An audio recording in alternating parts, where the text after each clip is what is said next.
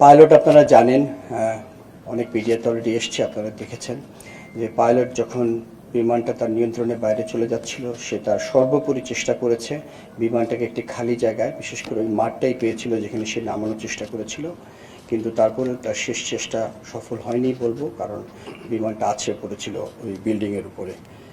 কিন্তু সে সেই নিয়ন্ত্রণ রাখার জন্য বা বিমানটাকে দিক নির্দেশনা যাওয়ার জন্য যে মূল্যবান সময় দিয়েছে, তার জন্য তার যে ইজেকশন বলি আমরা, বিমান থেকে বের হওয়ার যে পদ্ধতি আমাদের, সেটা বিলম্বিত হয়ে যায় এবং তার ফলে সে তার নিজের জীবন উৎসর্গ করেছে বা সে আজকে আমাদের মাঝে নাই।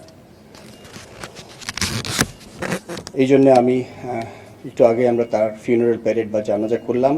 আমি তার আত্মার মাগফিরাত কামনা করছি আবার, এবং তার শোক সন্তপ্ত পরিবারের প্রতি আমার গভীর সমবেদনা জানাচ্ছি।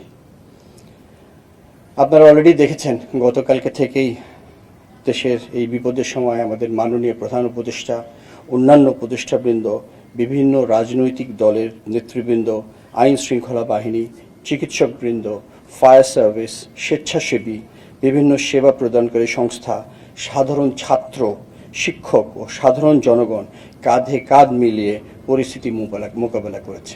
এই ধরনের যখন আমরা ঐক্যবদ্ধভাবে কাজ করি, তখনই আমরা বুঝতে পারি যে আমাদের যে কোনো ধরনের বিপদে আসলে আমরা কতটা ঐক্যবদ্ধ হতে পারি, এবং সুন্দরভাবে কালকে আমরা সবাই মিলে কাজ করেছি এবং উদ্ধার করতে সক্ষম হয়েছি।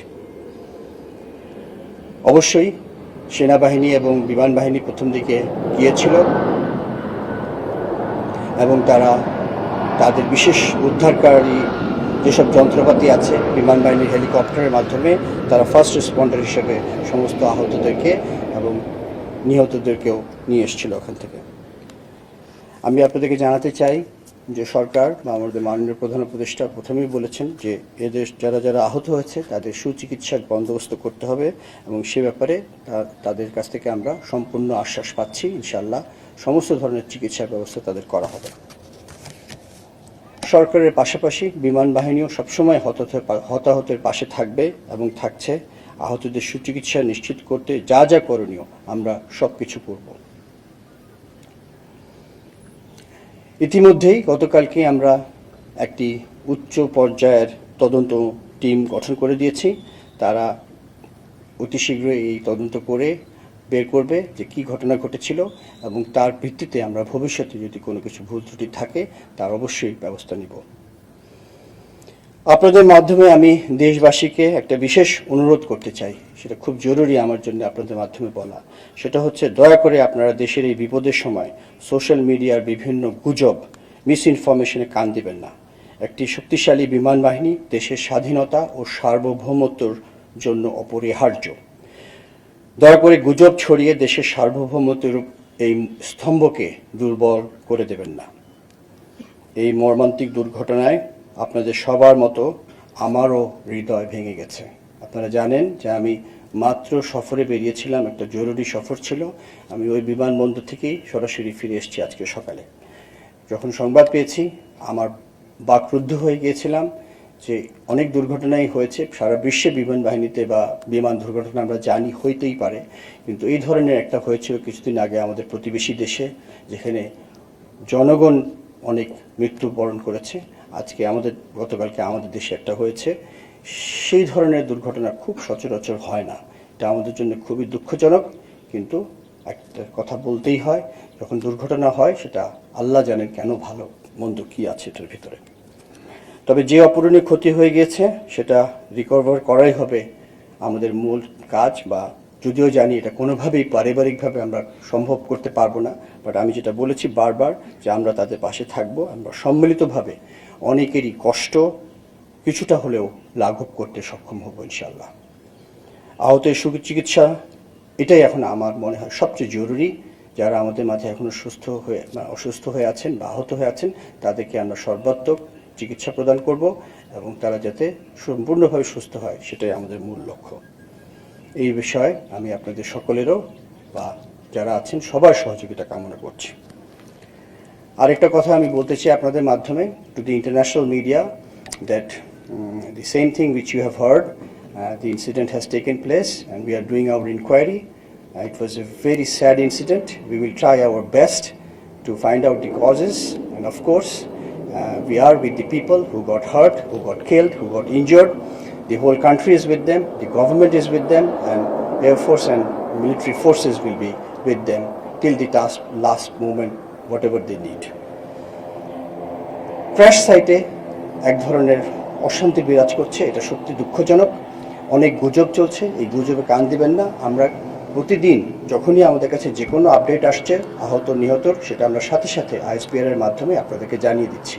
এখানে লুকোনোর বা গোপন করার কোনো বিষয়ই নাই। কার কাছ থেকে লুকাবো? আপনারা আমাদের দেশের মানুষ, আমরাও এই দেশের মানুষ। দুর্ঘটনাই আমরা চেষ্টা করছি যেটাকে সম্পূর্ণ নিয়ন্ত্রণে নিয়ে আসতে, এবং এখানে যদি আমাদের মধ্যে অস্থিরতা বিরাজ করে তাহলে কারোরই ক্ষতি হবে না, আমাদের দেশের ক্ষতি হবে। আমার এতটুকুই বক্তব্য ছিল। এরপরে যদি তারপরে আপনাদের কোনো প্রশ্ন থাকে, আমি আপনাদের একটা প্রশ্ন নিতে পারি। আপনাকে আমি একটা কথা বলি, দুর্ঘটনা প্রতিরোধের তো আমরা দৈনন্দিন ব্যবস্থা নিই। আমাদের বিভিন্ন ধরনের পরিকল্পনা চলমান আছে, সারা বিশ্বে যেভাবে হয় সব জায়গায় আমরাও সেটা করে চলেছি। তারপরেও দুর্ঘটনা হয়। আপনি উন্নত বিশ্বেও দেখবেন বড় বড় যেটা অত্যাধুনিক জঙ্গি বিমান আছে সেগুলিও দুর্ঘটনায় পতিত হয়। কিছুদিন আগে F-35 এর মতো জঙ্গি বিমানও দুর্ঘটনায় পতিত হয়েছে। তো সেটা তো কেউ গ্যারান্টি দিবে না, বাট আমরা অবশ্যই এই দুর্ঘটনা থেকে শিক্ষা নেব এবং ভবিষ্যতে এটার প্রতিকার করবো ইনশাআল্লাহ। আমি আপনার সাথে একটু দ্বিমত পোষণ করব। বিমান সাধারণত সহজে পুরানো হয় না, প্রত্যেকটা বিমানের একটা লাইফ টাইম আছে। সেই বিমানগুলি প্রায় 30 বছর পর্যন্ত লাইফ সাইকেল। সো 1 যুগ 2 যুগ কোনো ব্যাপার না। ব্যাপারটা হচ্ছে আমরা এটাকে ঠিকমতো রক্ষণাবেক্ষণ করতে পারছি কিনা। আমি আপনাকে আশ্বস্ত করতে চাই যে আমাদের বিমানের আমরা কোনো কম্প্রোমাইজ করি না রক্ষণাবেক্ষণে, বিকজ আমরা যে দেশ থেকে বিমান করি সেই দেশ থেকে আমরা রক্ষণাবেক্ষণের সমস্ত প্রযুক্তি এবং দরকার হলে যা যা প্রয়োজন হয় সেটাও আমরা তাদের সাথে চুক্তি করে নিই। সুতরাং আমাদের রক্ষণাবেক্ষণ সব ভালো হয়, বিমানের ইঞ্জিন এবং তারপরেও এখন একটা জিনিস আমি সত্যি কথা বলতে পারি, সেটা হচ্ছে প্রযুক্তিগত এই বিমানগুলি পুরানো হয়েছে, বাট এই বিমান পুরানো না, প্রযুক্তিগত পুরানো। এখন আমরা নতুন প্রযুক্তির বিমানের জন্য অবশ্যই আমরা চেষ্টা করছি, আপনারা সবাই জানেন আমরা ভবিষ্যতে নতুন প্রযুক্তির বিমান আনবো। তার মানে এই না যে ওটাও অ্যাক্সিডেন্ট হবে না, হইতেই পারে, সেটাই হচ্ছে আসল কথা। কিন্তু আমরা এই বিমানগুলি আমরা যথাসম্ভব ভালোভাবে মেরামত করি, দেশে এবং বিদেশের সব জায়গায় আমরা এগুলিকে ওভারঅল বা যা যা মেনটেন্যান্স প্রয়োজন হয় সেগুলি করি। জি, আপনাকে আমি বলতে চাই যে আমি এই মুহূর্তে ইউনিফর্ম পার্সনের মধ্যে senior most airman in this country. তো আমি নিজেও এখনো শিওর না ফার্স্ট অফ অল, এবং তদন্তের আগে আমার নিজস্ব কোনো ধারণা এখন বলাও ঠিক হবে না। তবে অবশ্যই এটা একটা সিঙ্গেল ইঞ্জিন বিমান। আপনারা হয়তো আপনারা যারা সাংবাদিক ভাই জানেন, কিছুদিন আগেও একটা কমার্শিয়াল এয়ারক্রাফট টেক অফের পরে আবার এসে ল্যান্ড করেছে, একটা ইঞ্জিন বিকল হয়ে গিয়েছিল। কিন্তু আমাদের এই বিমানগুলিতে একটাই ইঞ্জিন। সো ইঞ্জিনের অনেক টেকনিক্যাল প্রবলেম হতে পারে, শুধু যে পাখি আঘাত হতে পারে, অন্য কিছু হতে পারে। তো ওই শেষ মুহূর্তে এত কম সময় ছিল যেগুলি আমরা এখন অনেক কিছু বলতে পারতাম যদি আজকে বিমানটা অক্ষত থাকতো অথবা পাইলট আমাদের সাথে থাকতো, কিন্তু এই দুজনের একটাও নাই আমাদের কাছে। তো এটা তদন্ত করতে একটু সময় লাগবে, ওই পর্যন্ত আপনাদের ধৈর্য থাকতে হবে। সামাজিক যোগাযোগ মাধ্যমে বিশ্বাস করেন না, এটা আমার সবার প্রতি অনুরোধ। আবার বলছি, ইঞ্জিনও আমরা আরও বেশি কেয়ারফুল, বিকজ আমার পাইলটের একটা বিমানে একটা ইঞ্জিন। সো আমরা ইঞ্জিন নিয়ে কখনোই কম্প্রোমাইজ করি না। এটা প্রযুক্তিগতভাবে পুরানো, কিন্তু এই প্লেনের যত ঘন্টা থাকার কথা ওই ইঞ্জিনের তত ঘন্টা, 1 ঘন্টাও বেশি আমরা ফ্লাইং করি না, এবং এটা যা যা রিপেয়ার করার কথা সেটা আমরা সম্পূর্ণভাবে করি। সো এই ব্যাপারে আমাদের কোনো সন্দেহ নাই মনে যে প্লেনটার কোনো। তারপরে ওই যে বলবো, একটা বিকল যখন হবে সেটা বলে কয়ে হয় না, সেটা কখন হবে সেটা আমরা বলতে পারি না। তো সেদিক থেকে আমার কোনো আমার মনে কোনো নাই যে আমরা কোনো কম্প্রোমাইজ করছি, এটা আমি 100% শিওর। আপনারা আমার চেয়ে ভালো জানেন যে আমাদের তো এই বিমানবন্দরই একসময় চলে যাওয়ার কথা ছিল কোথাও। এই বিমানবন্দর এটাই ঘনবসতির মধ্যে পড়ে গেছে। শুধু বিমান বাহিনীর এয়ারক্রাফট বললে তো হবে না, কিন্তু খুব ডিফিকাল্ট। আপনি বাংলাদেশের মতো ঘনবসতিপূর্ণ দেশে একটা জায়গা খুঁজে বের করলে ওর পাশে আবার ঘনবসতি হবে। এখানে যখন বিমানবন্দর হয়েছিল, আমি যখন প্রথম এখানে 1985 সালে ফ্লাই করেছিলাম, তখন এই ওদিকে কিছুই ছিল না, উত্তরা বলতে কিছু ছিল না। 1985 সালে আমি প্রথম ফ্লাই করি। এখন আপনি দেখেন কী অবস্থা। তো এটা হবেই, আমাদের এত মানুষ, এটা বাড়বেই।